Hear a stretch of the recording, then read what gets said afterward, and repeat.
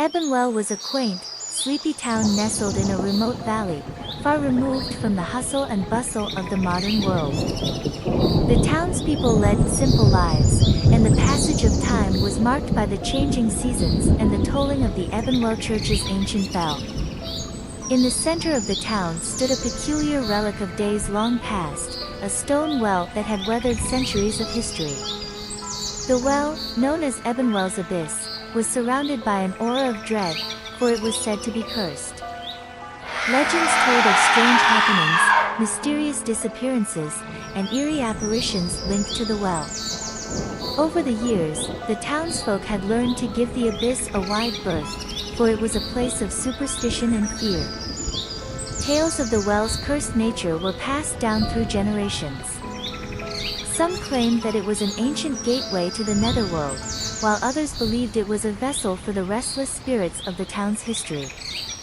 Yet, despite the chilling stories, the townsfolk had grown used to the well's ominous presence, and they had largely learned to ignore it. But that would change when a group of friends, drawn by the thrill of uncovering the unknown, decided to delve into the chilling mysteries that surrounded Ebenwell's Abyss.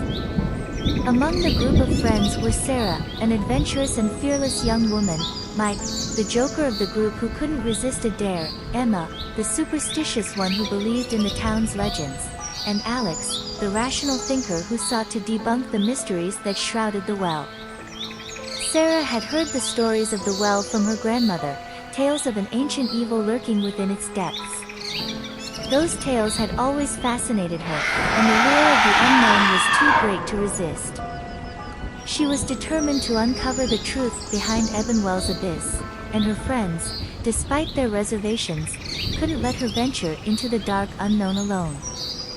One moonless night, they gathered at the well, their flashlights cutting through the inky darkness. The silence was oppressive, and the town was cast in an eerie stillness as they approached the well. Mike, ever the jokester, attempted to lighten the mood. "Come on, guys, this is just a well. A spooky one, sure, but there's no such thing as curses or hauntings. It's all in our heads." But even as he spoke, his voice quivered slightly, betraying his own unease.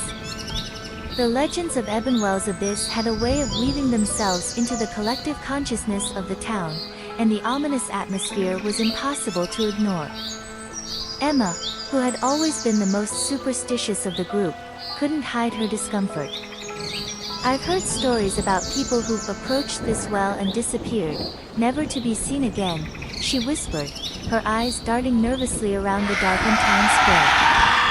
Alex, the rational thinker, tried to bring a sense of logic to the situation. "Look, we're not going to find anything except water and stones down there. But for the sake of curiosity, let's explore a little and prove to ourselves that there's nothing here." With that, they began to descend a narrow stone staircase that led to the bottom of Ebenwell's Abyss.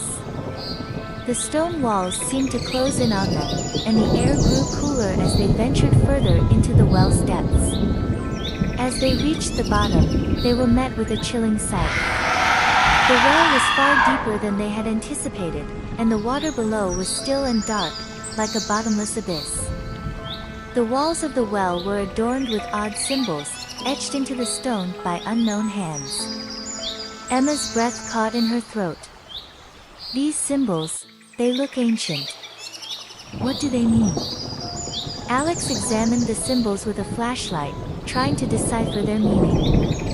They could be a form of protection or a warning. "It's hard to say without more context. But I'm certain they hold some significance." Sarah, undeterred by the ominous atmosphere, was determined to investigate further. "Let's look for any hidden passages or chambers. Maybe there's more to this well than meets the eye." With their flashlights in hand, they combed the well's bottom, their footsteps echoing through the eerie silence. As they examined the stone walls, Mike's flashlight fell upon a peculiar carving. It was a serpent coiled around a dagger, its eyes filled with malevolence. The carving was a stark contrast to the other symbols, and it sent a shiver down their spines. As they ventured deeper into the well's bowels, they discovered a small chamber hidden behind a concealed stone panel. The chamber was barely large enough to accommodate all of them, and it was adorned with strange relics and eerie, unsettling paintings. The paintings depicted scenes of horror and sacrifice, with hooded figures surrounding an ancient altar. It was as if the chamber had been a place of dark rituals and unspeakable ceremonies. The atmosphere grew increasingly oppressive, and a collective gasp escaped there. The atmosphere grew increasingly oppressive, and a collective gasp escaped their lips as they stumbled upon an eerie, ancient book. The book, its pages filled with cryptic text and horrifying illustrations, seemed to be a grimoire, a tome of forbidden knowledge. Alex examined the book, his voice trembling as he read a passage aloud. It speaks of an ancient curse, bound to the well by a powerful and malevolent force. The curse is said to awaken when the well is disturbed, and those who dare to delve into its secrets will face the wrath of the abyss. Their hearts raced as they realized the gravity of their situation. The legends of Ebenwell's abyss were not mere tales, and the buried curse was real. The well, it seemed, was a gateway to an ancient evil that had been awakened by their intrusion. With a sense of dread, they decided to retreat from the well and notify the authorities. Their voices trembled as they recounted the horrifying discoveries they had made in the hidden chamber. Ebenwell was thrown into chaos as news of the well's curse spread like wildfire.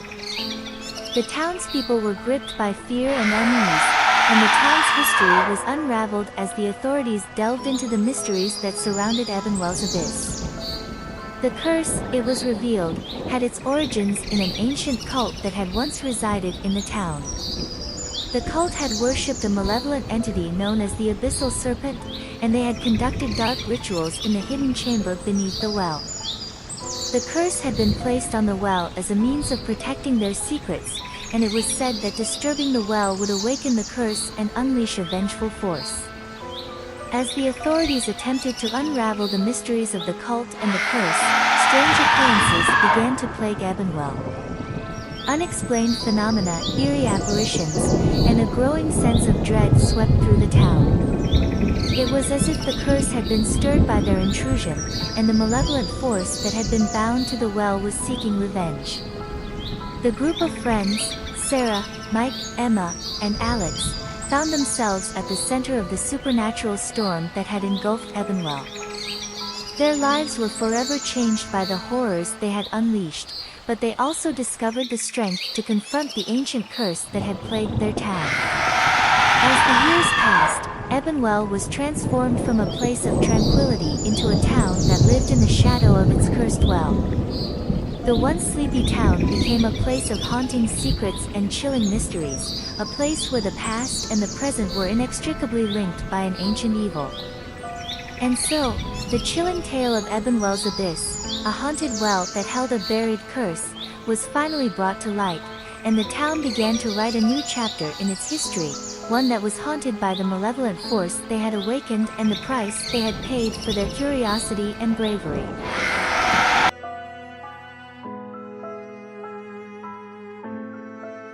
It was an ordinary day in the small, peaceful town of Millbridge.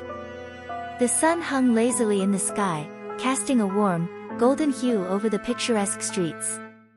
People bustled about, going through their daily routines, blissfully unaware of the strange turn their lives were about to take. Sarah, a young woman with chestnut hair and a penchant for exploring life's mysteries, was out for a walk. She strolled along the familiar path that wound through the town park, the gentle breeze rustling the leaves in the trees. She had always loved the soothing predictability of Millbridge. But on that fateful day, as she neared the park's iconic fountain, she noticed something amiss. The water in the fountain wasn't flowing as it should. It was frozen, suspended in time, like a photograph that had been paused. Sarah blinked in disbelief, unsure if her eyes were playing tricks on her. Around her, other townsfolk had also come to a halt, their expressions a mix of confusion and fear. The world had frozen, and an eerie silence had descended. Sarah reached out to touch the frozen water, but it was as solid as ice, even though the air was warm. Then, suddenly, time snapped back into motion. The water cascaded from the fountain, and the world resumed its usual pace. People blinked, shook their heads, and continued on their way, as if nothing unusual had happened. But for Sarah, the sense of unease lingered. It was as if she had glimpsed a tear in the fabric of reality. She decided to dismiss it as a strange, isolated incident and continued her walk. As days turned into weeks, Millbridge began to change. Ordinary, everyday situations took terrifying and surreal turns.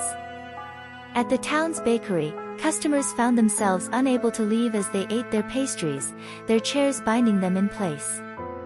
They watched in horror as time outside the bakery sped by, but they remained trapped within, aging rapidly. The local library became a maze of endless bookshelves, with corridors that seemed to stretch into infinity. Patrons who ventured too deep into the stacks found themselves lost in a labyrinthine world of literature, where characters from the books came to life and whispered tales of endless stories. People's reflections in mirrors began to act independently, mirroring emotions they didn't feel. A person might smile in the mirror while feeling deep sadness or anger. These reflections started to communicate with their real-life counterparts, offering advice and cryptic messages. The town's clock tower, once a source of comfort with its steady chimes, now chimed at irregular intervals, its tolls resonating with unsettling dissonance. Residents grew increasingly uneasy, unable to trust the passage of time. The ordinary became extraordinary, and the everyday turned into a surreal nightmare. It was as though Millbridge had become a playground for forces beyond human comprehension. Sarah, driven by a growing sense of unease and a curiosity that bordered on obsession, decided to uncover the truth. She delved into the town's history and unearthed old legends of the unraveling reality. It was said that Millbridge was built atop a mysterious convergence of ley lines, where the boundaries between dimensions were thin, and the fabric of reality was fragile. As the disturbances in Millbridge escalated, Sarah realized that these ley lines had awakened, and the town was caught in a chaotic intersection of worlds.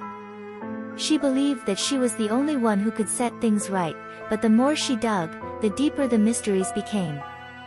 One day, while exploring an old, abandoned house at the edge of town, Sarah discovered a hidden chamber filled with arcane symbols and an ancient, leather-bound book.